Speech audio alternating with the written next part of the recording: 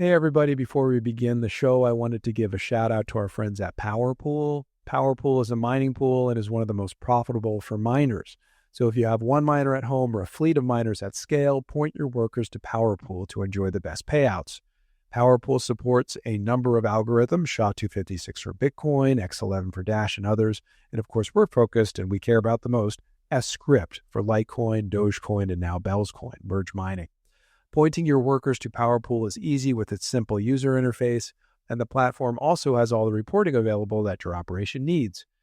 Typically, POWERPOOL extends a low 1% pool fee. However, if you register with the 84 million link in the show notes, you will lock in a sub 1% pool fee, which is excellent. Cheers, happy mining.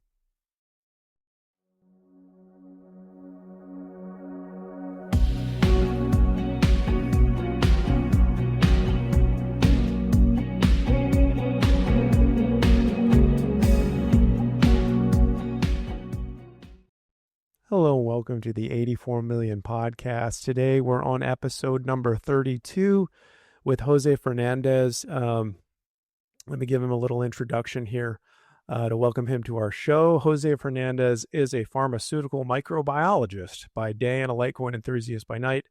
He's been following cryptocurrency and blockchain since 2013. In addition to navigating the murky waters of the blockchain industry and riding the waves over multiple cycles, Jose enjoys engaging with the community and sharing insights that spark discussions. Jose can be found on X at USD_HODL, HODL. So, Jose, welcome to the show.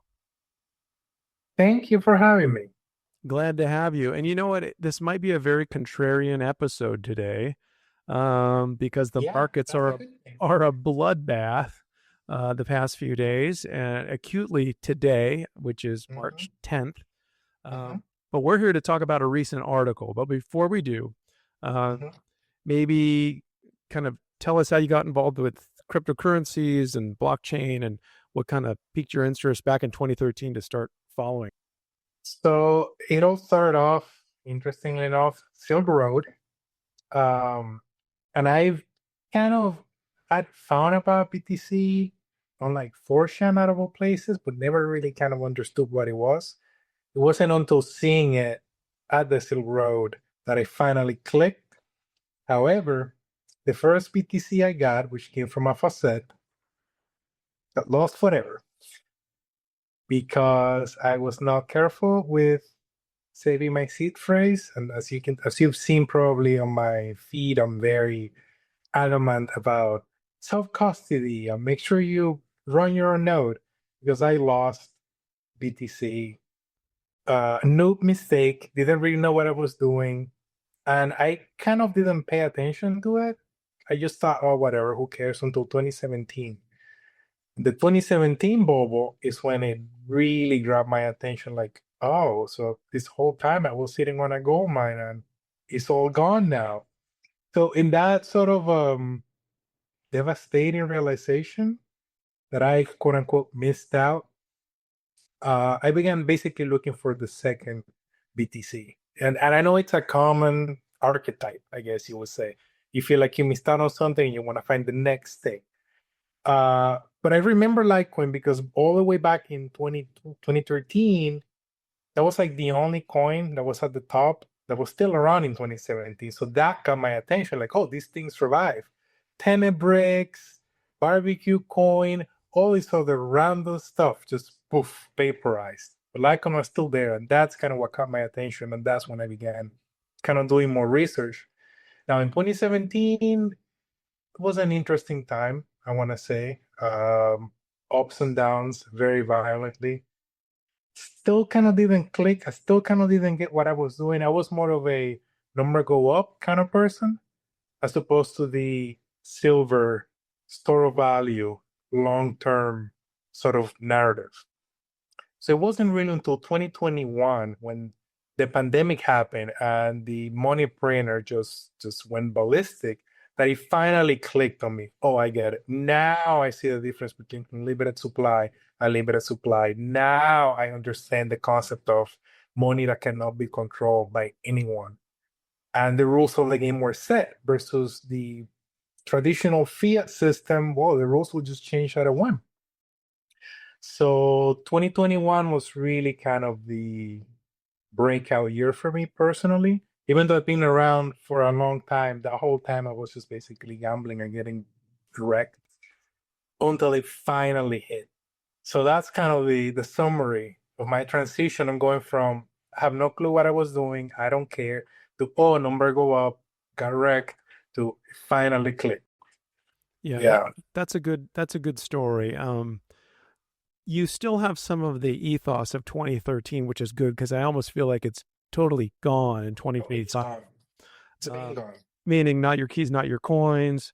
Um, non-arbitrary protocols that aren't printing money or tokens or whatever you Yeah. want to call them out of thin air. Securities, I don't, it doesn't matter. Yeah. Yeah, so I think even though you might have gotten re-engaged in 2021, there's some of those older principles still operating, which I think it's important to articulate those in 2025. They didn't become untrue. If anything, they're more needed than ever.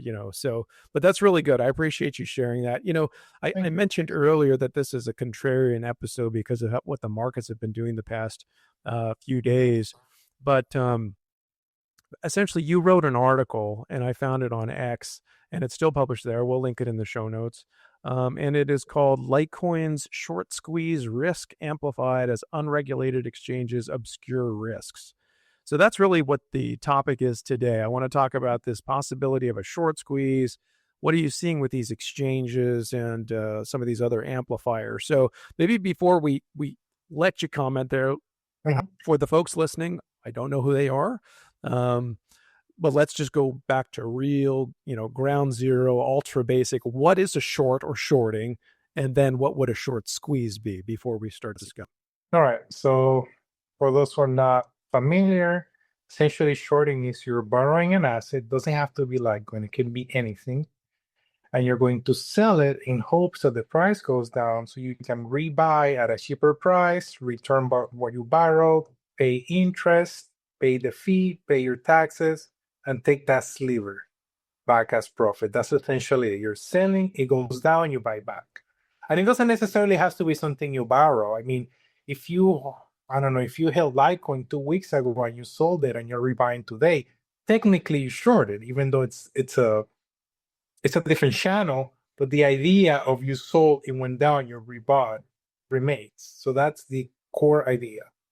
What's been happening in the crypto markets, and this goes back many years, this isn't new, is that due to lack of regulatory, basically no regulatory enforcement at all, especially in overseas markets. I'm based in the US, by the way, but certain markets, um, very large market participants, and I'm talking market makers, I'm talking exchanges, and I'm not going to name any names. I don't want no name associates contacting me, telling me to take that down, we're going to sue you. No, not going to name any names. Let's just say that very large market participants, market makers, exchanges, very large whales have engaged in this abusive shorting.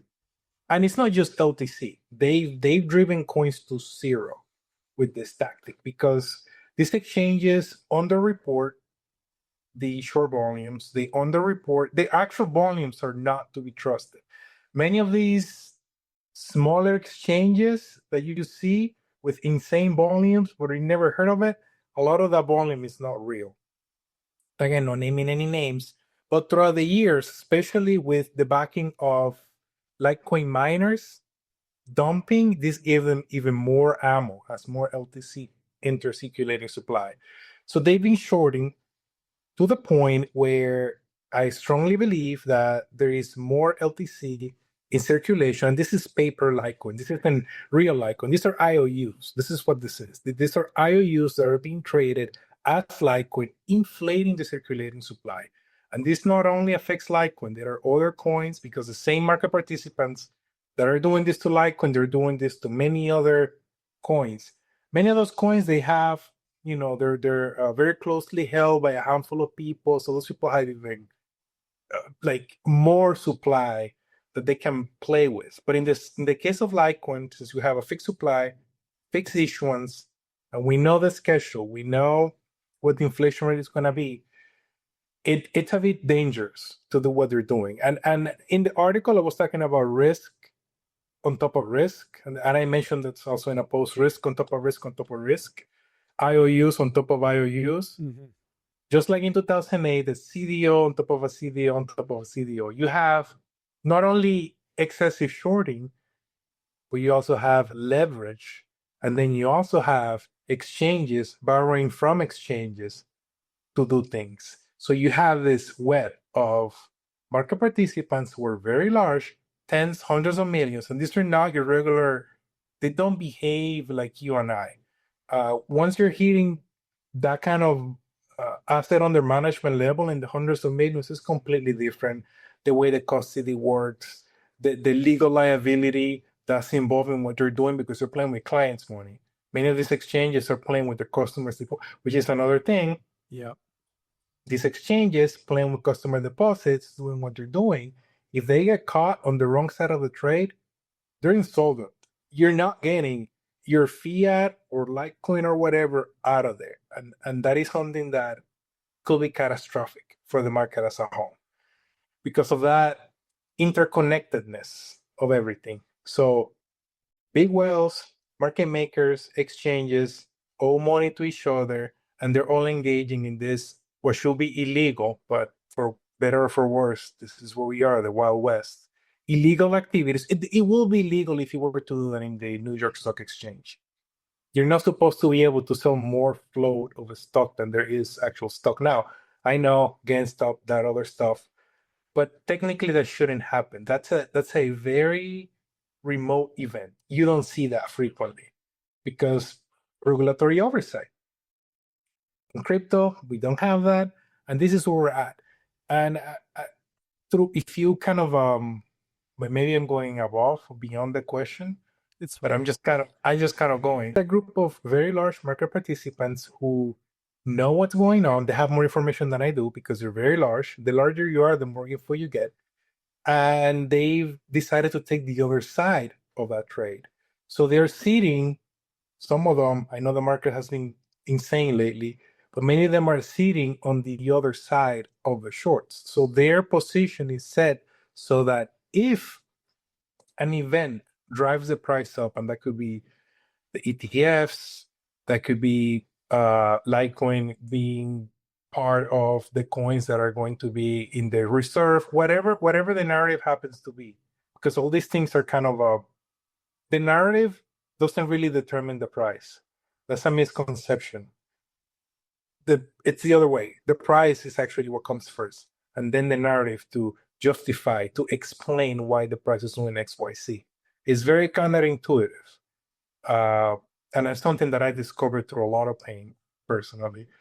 If and when the catalysts come through in the right order, and there is enough buying pressure on regulated markets, NYSE.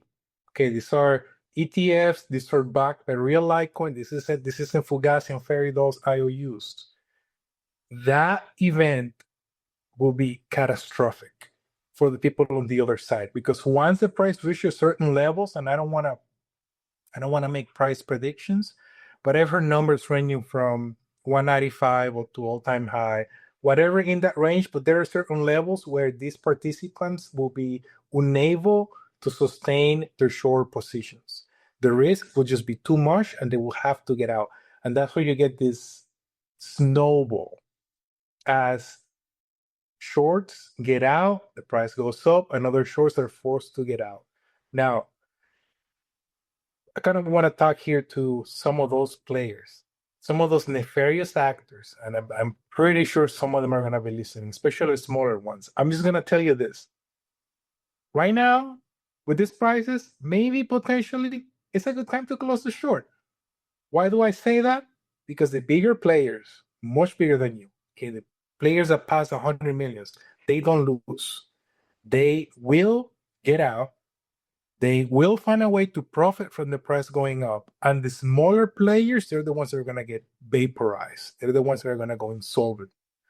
And I don't know how much that affects larger exchanges. I personally don't trust any exchange. I have my coins on my own possession. I know Not everyone can do that. People have various reasons as to why they have to hold with a custodian, maybe because of jurisdiction where they're in, that they have to hold it with whoever. I get that. Everyone has a different setup. But definitely, 100%, if you're a small player and you're in that game for many years, it's been very profitable. Maybe today or this week, it's a great time to get out. And I know how contrarian that sounds, but I truly like, I honestly kind of fear how out of control it could get. Because if you have an event that's truly devastating, then you can have backlash from regulators. Oh, how could this happen? And maybe that's a good thing. Maybe that's what we need. But right now, the situation is extremely dangerous. It's just a house of cards. And all these IOUs and all this paper LTC inflating the supply, all that stuff, it should have never been allowed to happen. But we're here. Yeah. So this is interesting. Where do we want to go? Yes, we don't give investment advice. I don't tell anybody what to do. This is a conversation between Jose and myself. I found the article interesting, and I'm glad that we get to unpack it.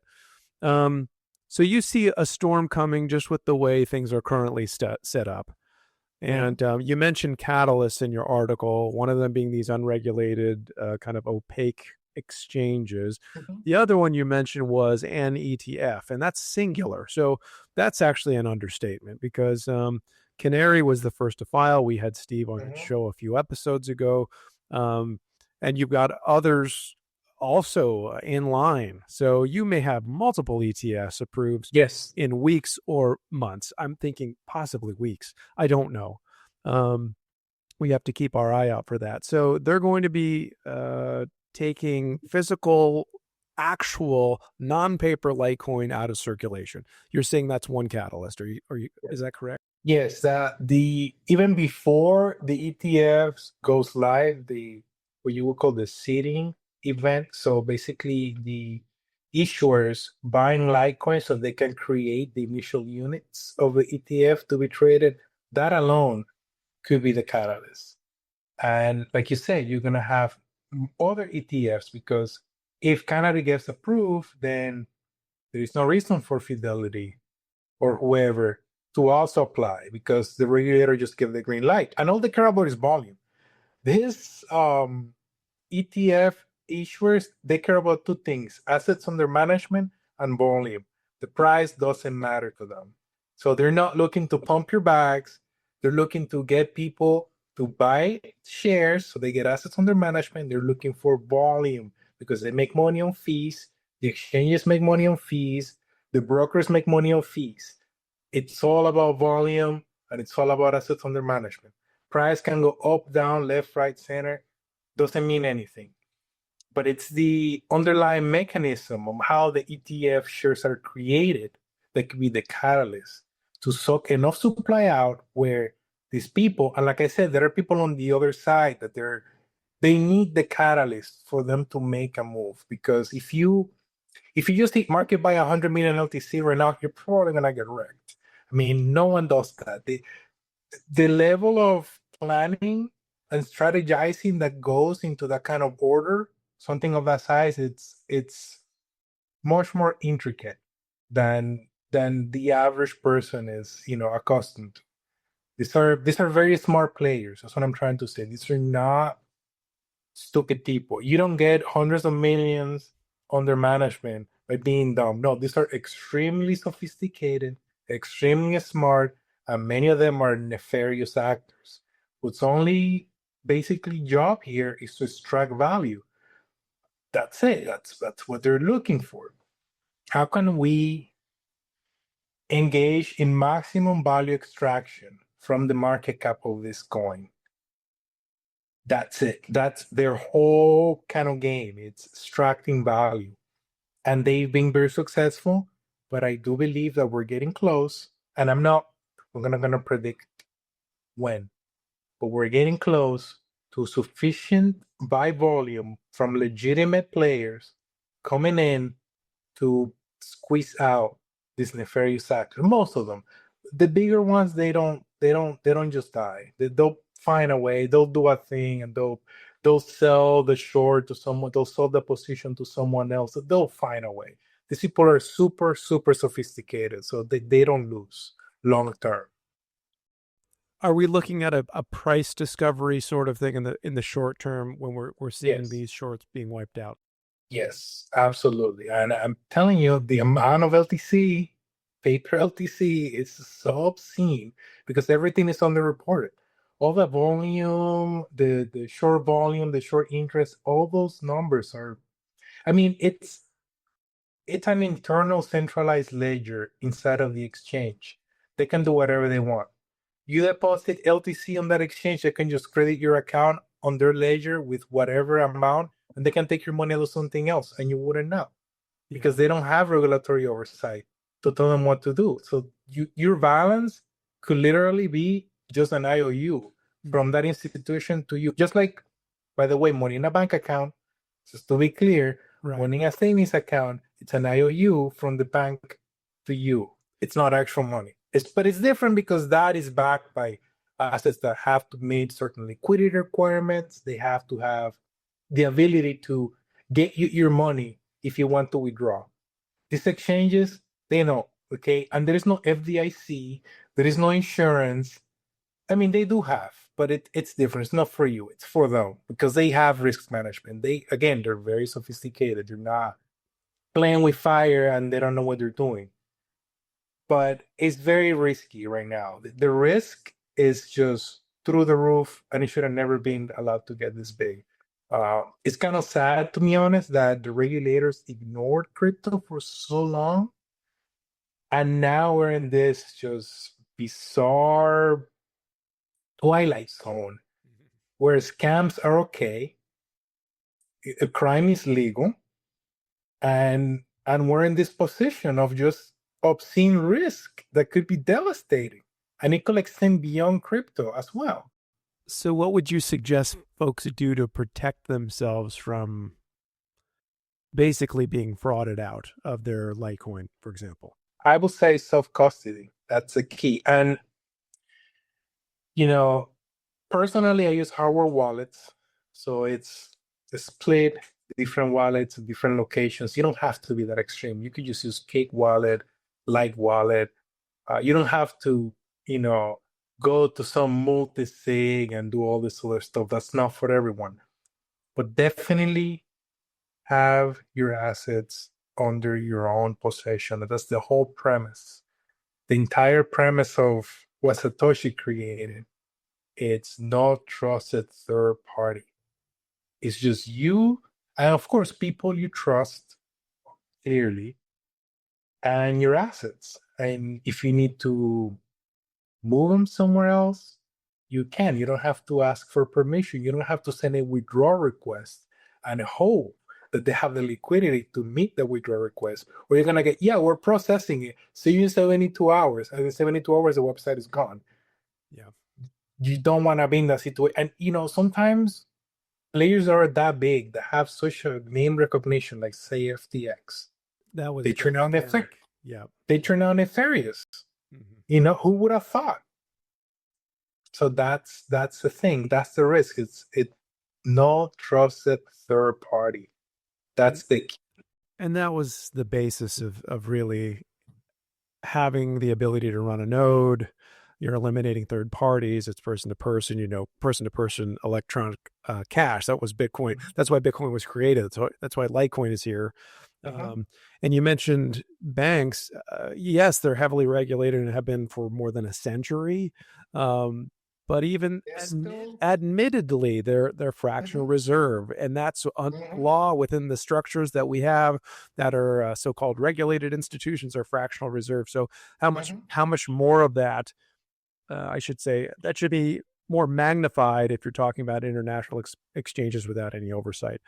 So it's interesting. I mean, the U.S. exchanges, the bigger ones, Gemini's, Coinbase, I mean, they are working with governments. They're pretty regulated as far as regulation goes. Now, you mentioned there's lots of gray stuff. It's developing. And some of the libertarians say, hey, we don't need any of this regulation. This is nuts. Let the market.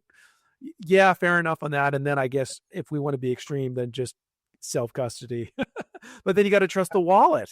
And I've Yeah. thought about, well, what happens if somebody would get in and bug a wallet and there's a universal update and a liquid. So I actually really like for Litecoin Core as well. Mm-hmm. It's published by Litecoin. Mm-hmm. It's built by the developers themselves, and they have Mm-hmm. aligned incentives with the Litecoin holders and the Litecoin community that wants Mm-hmm. it to be full reserve.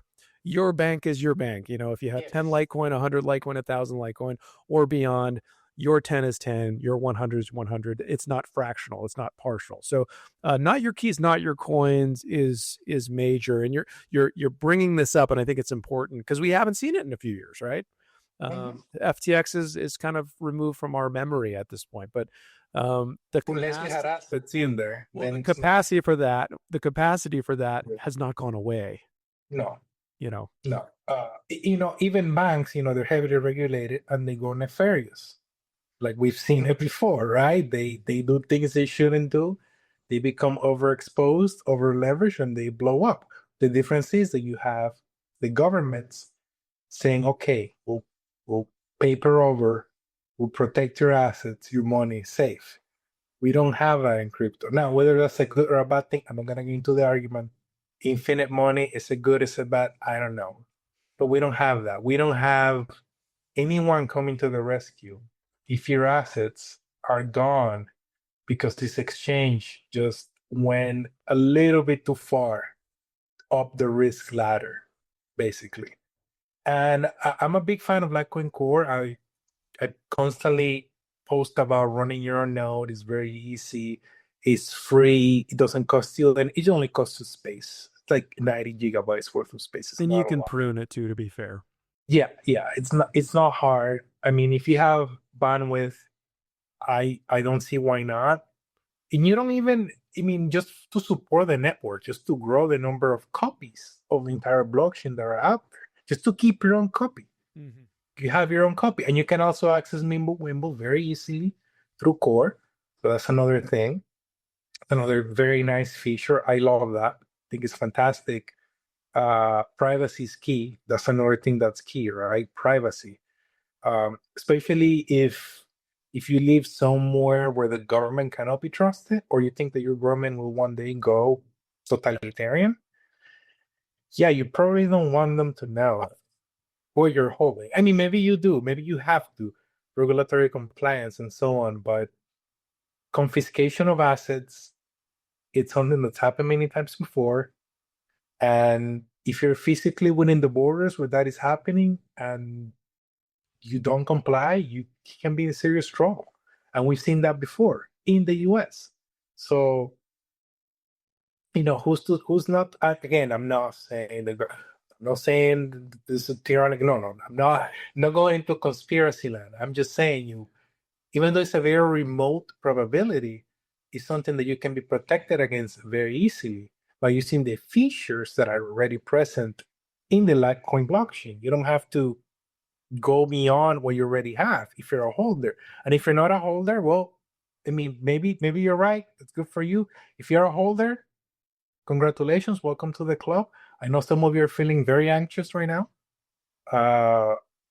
Personally, like I don't use leverage. That's number one. I don't use leverage, so my anxiety is already lower, and my entry is lower than the current price, so I don't feel very anxious. But I know that a lot of people that came in recent months, they're feeling very anxious, and everyone has their own risk tolerance level. Uh, but whatever it is, whatever the outcome happens to be, I'll tell you one thing that I know, and I don't know the future, but I know one thing. Litecoin will be here tomorrow, will be here next week, next month, next year, next decade, and next century. For Litecoin to go away, the internet has to go away. So whatever your situation is, you're green, you're red, you're flat, that's different for everyone. Everyone has their own profile. But I know for a fact that Litecoin will be here. My balance will be here longer than I will be on this earth. And that is something that alone, that peace of mind of knowing that this is something solid, again, just like gold and silver, right? Same sort of concept. You have gold coins from the Roman era. and they're still around, and they're still, well, they're worth a lot because they're very rare coins. But the gold's still there; it just doesn't go away. It's the same thing with Litecoin and Bitcoin and other assets that I'm not gonna get into. There are other limited supply, cap supply, fairly issued assets out there, but that's something else. We're focusing specifically on Litecoin here, and yeah, it's gonna be here. It's gonna be here longer than you, longer than me, longer than all those exchanges. It's not going away. Yeah, let's talk about privacy. And I agree with what you're saying about digital commodities and gold and silver physically, or digital gold and digital silver, namely Bitcoin and Litecoin. But I think we can go to the apocalypse scenarios of, absolute totalitarian, and you want privacy, and all that's all true.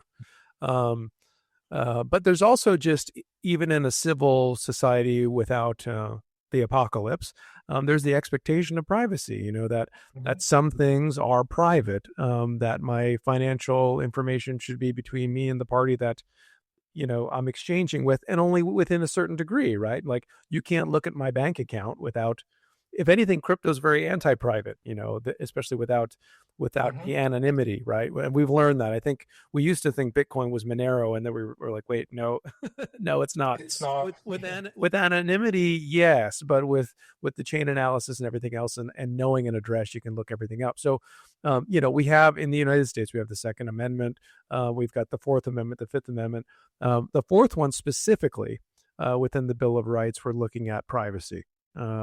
So it's legal. What in your papers? And can someone, yes, your personal affects, can you, go open my mailbox and open my mail? Well, you need to get a warrant if you're with government to open my mail. So the same thing is true with the financial realm. And I think it doesn't have to be the extreme case to say privacy is a good idea. We've already enshrined it at a lot of levels, and government does, at least in the United States, to a decent degree, honor it.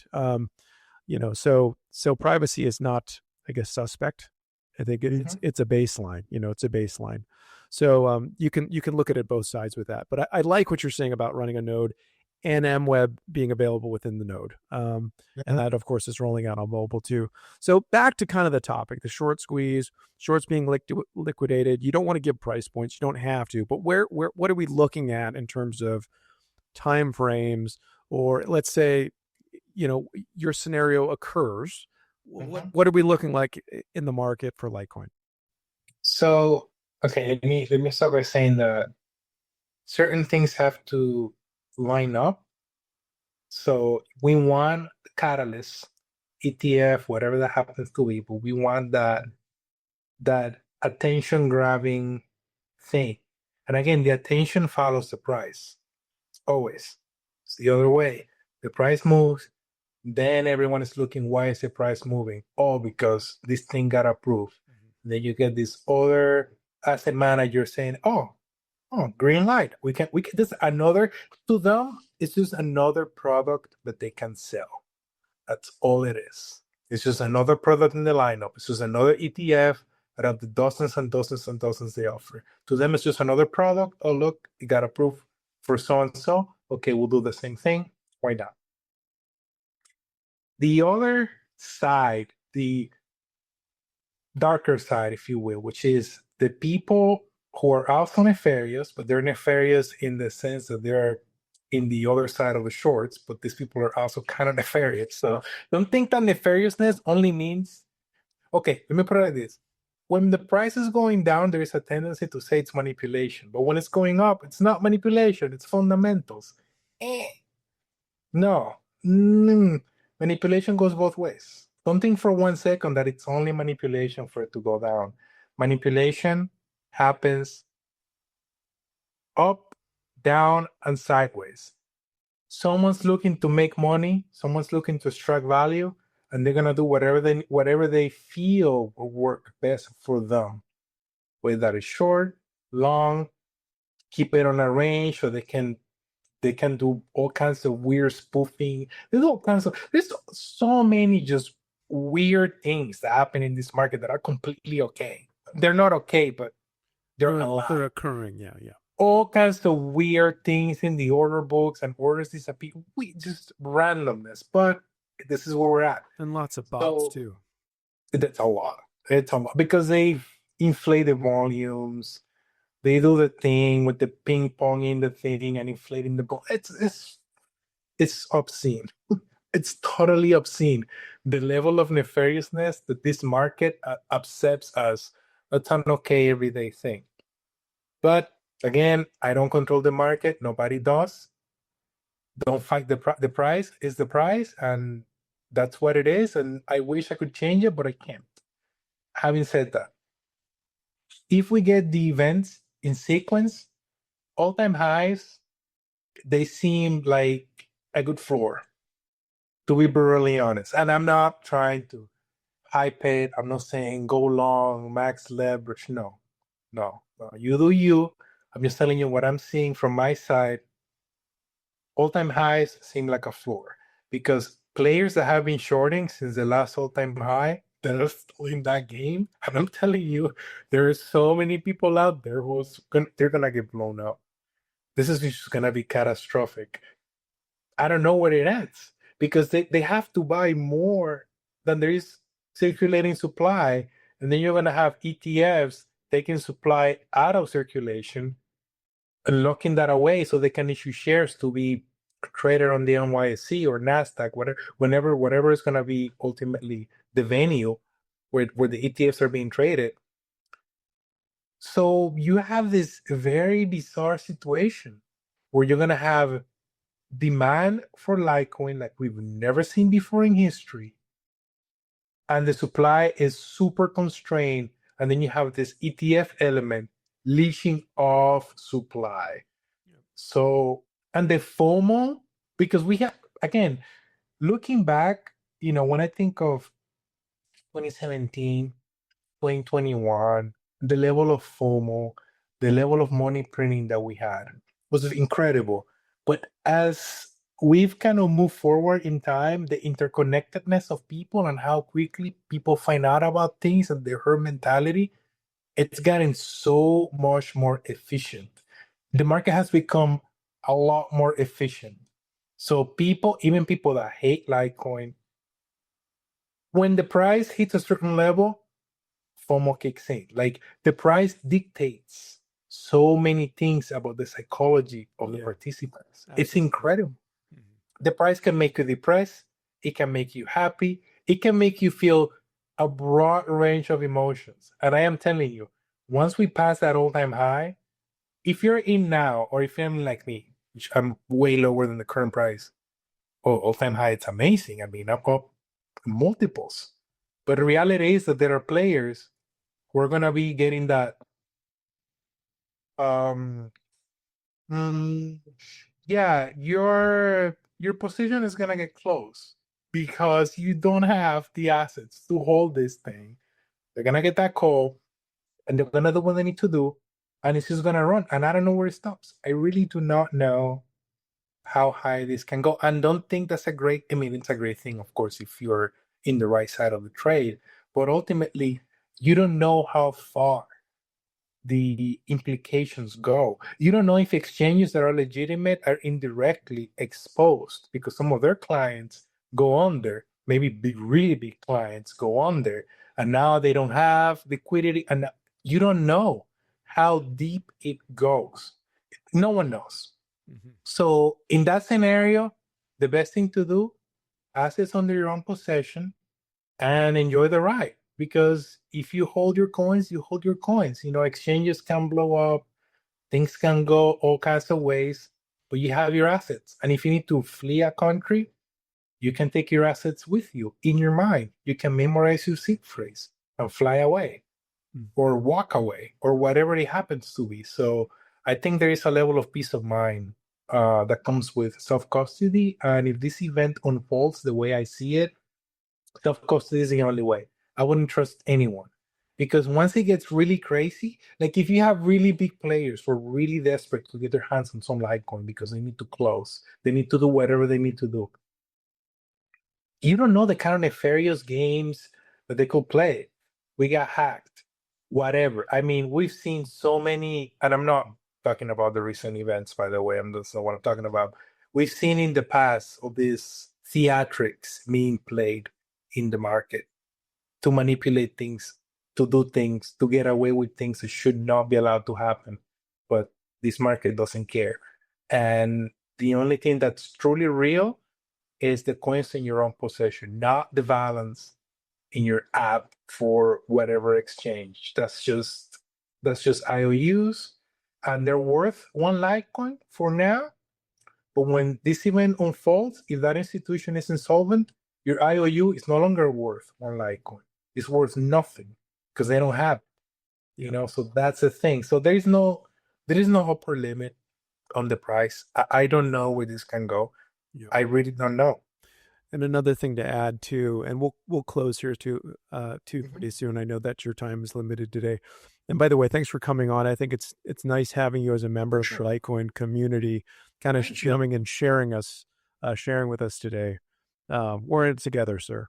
Miner reserves. So typically we would think, oh, miners may have supply in this circumstance to sell and offset demand, and they don't. We talked about this on a few recent episodes. We had a bonus episode with a miner, Nathan Poole, on it. We brought this up.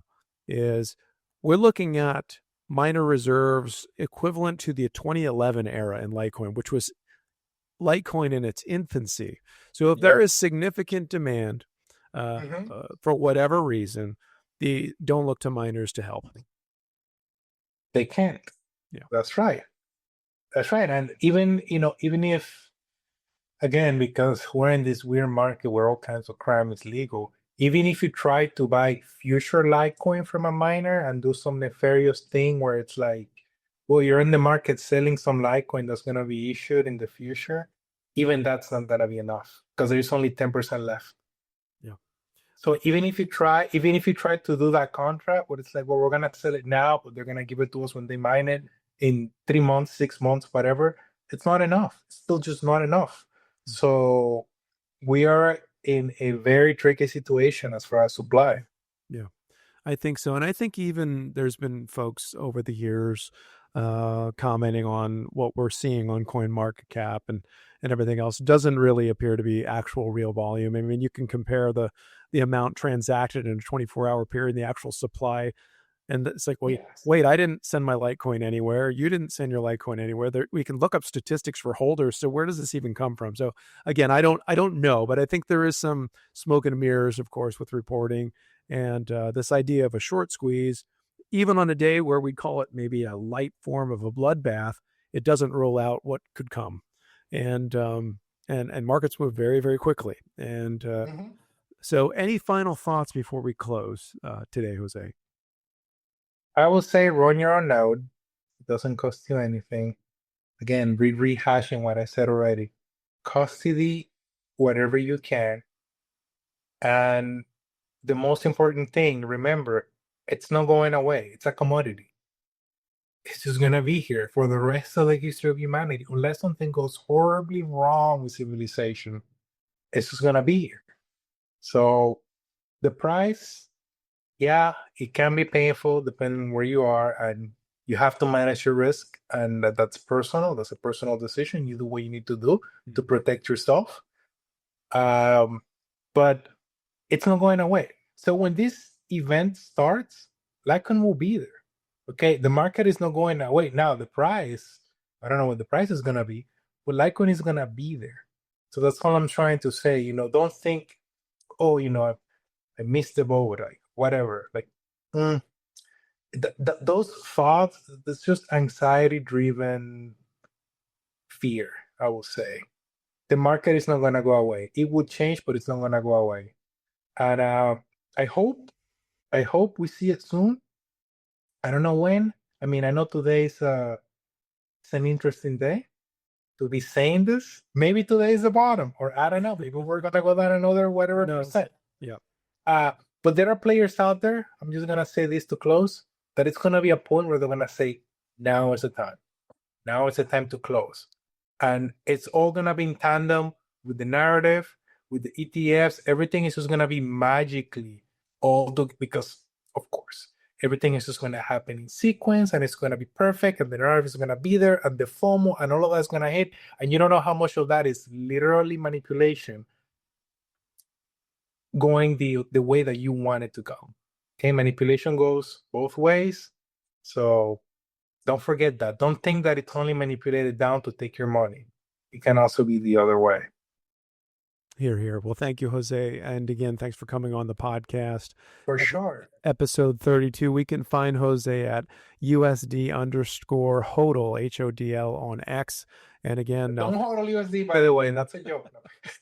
Indeed. And of course, follow the 84 Million podcast on X as well. You can find us online at 84million.com/podcast. This episode will be posted there as long as, in addition to all of our others. So thank you for tuning in, and we'll have more content soon. Jose, thank you. And God bless. I'll talk to you again when the squeeze happens. Cheers. We'll do part 2. Take care.